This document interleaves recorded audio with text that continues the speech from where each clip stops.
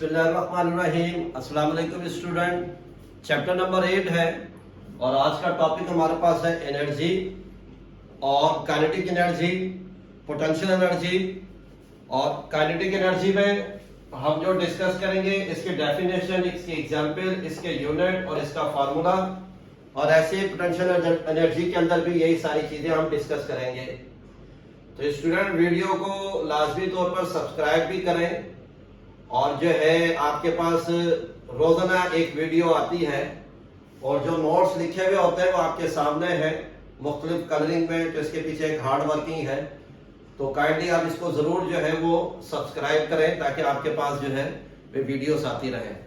तो आज का जो टॉपिक इसको शुरू करते हैं कि आज का टॉपिक हमारे पास है एनर्जी और इसकी जो डेफिनेशन लिखी हुई है, energy can be defined as capability of doing work is called energy.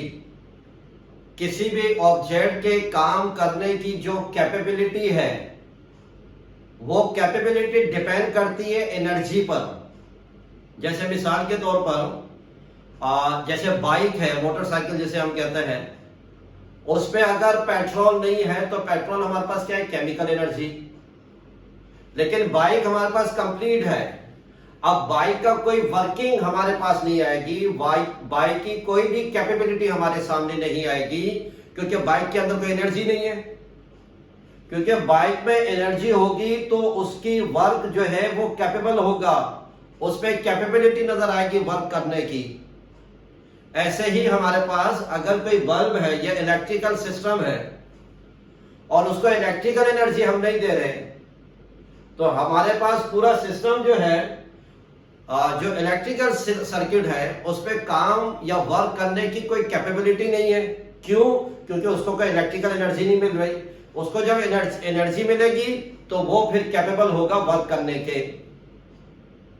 ऐसे ही जो वाटर है, जो ईट है और उसमें हमारे पास मुख्तलिफ चीजें जो खाने की हैं और ड्राई फ्रूट है, ये जितनी भी चीजें ये हमें क्या देती है, एनर्जी। और इन एनर्जी से हम वर्क करने के कैपेबल होते हैं।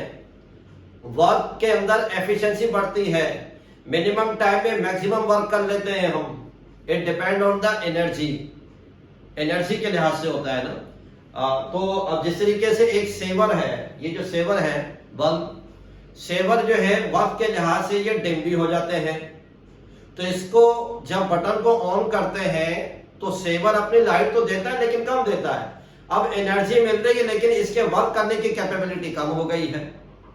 तो एनर्जी क्या करती है, ऑब्जेक्ट को वर्किंग में लाती है, उसको कैपेबल करती है, उसको काम करने के काबिल बनाती है। तो ये तो आ गई हमारे पास एनर्जी। फिर unit of energy in SI system, unit of energy is joule. हमारे पास एक फिजिकल क्वांटिटी वर्क और सेकंड फिजिकल क्वांटिटी हमारे पास एनर्जी। तो एनर्जी किसी भी शेप, किसी भी फॉर्म में होगी तो उसका यूनिट हमारे पास कौन सा होगा, जूल होगा। तो unit of energy is joule after the name of James Prescott joule. ये जूल ये साइंटिस्ट नेम है, इसने अपने ही नेम पर जो है वो एक यूनिट रख लिया। और इस साइंटिस्ट का कंप्लीट नेम क्या है हमारे पास, जेम्स प्रेस्कॉट जूल, ये इसका कंप्लीट नेम है। और एनर्जी का जो सीजीएस सिस्टम में जो यूनिट है वो हमारे पास क्या, ERG। ये कल वर्क के अंदर भी हमने इसको डिस्कस किया था। तो ये little bit introduction about the energy. फिर स्टूडेंट हमारे पास आ जाता है टाइप्स ऑफ एनर्जी। एनर्जी की हमारे पास 2 टाइप्स है ना जो हम डिस्कस करेंगे। There are 2 main types of energy, kinetic energy and potential energy. तो पहले हमारे पास लिखा हुआ काइनेटिक एनर्जी।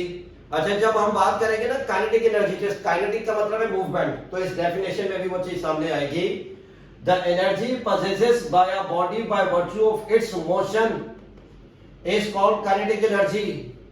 यानी कि जो भी ऑब्जेक्ट जो डिस्प्लेस होता हुआ नजर आए, जो मूव होता हुआ नजर आए, अपनी पोजीशन को चेंज करता हुआ नजर आए, चाहे वो स्लो मूव करे या फास्ट मूव करे, तो ऐसे ऑब्जेक्ट में हमारे पास क्या आएगी, काइनेटिक एनर्जी होगी।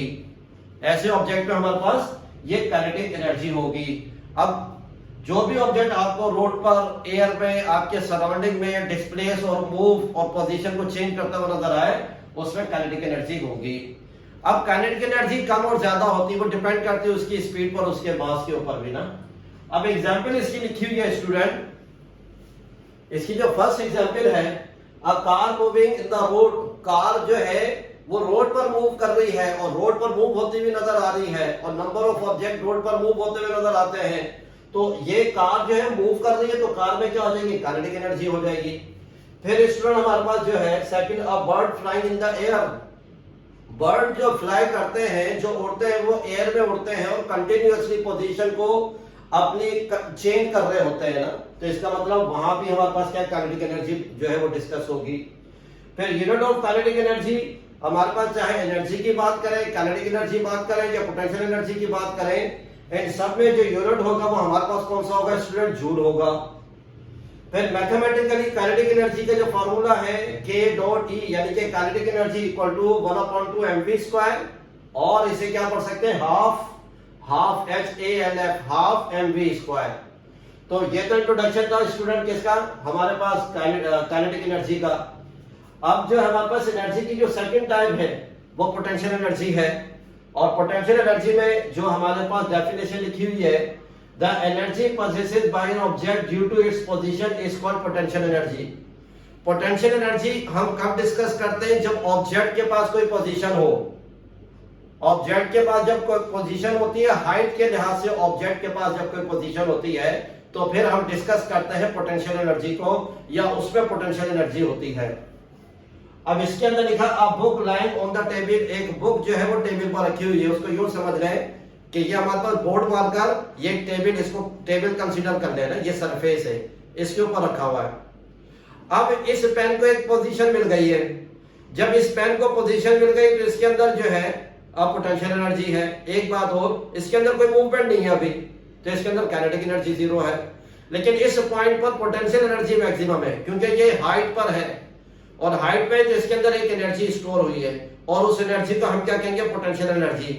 तो पोटेंशियल एनर्जी की वजह से या अपने पोजीशन से इसको हम जब रिलीज करेंगे तो पोटेंशियल एनर्जी की वजह से ये नीचे, और ग्रेविटेशनल फोर्स की वजह से ये नीचे जाएगा। तो ये एक तो एग्जांपल हमारे पास है। फिर the water store in a dam, dam में हम क्या करते हैं, वाटर को स्टोर कर रहे होते हैं, और उस वाटर में पोटेंशियल एनर्जी होती है, क्योंकि मैक्सिमम स्पीड से डाउनफॉल होता है वो।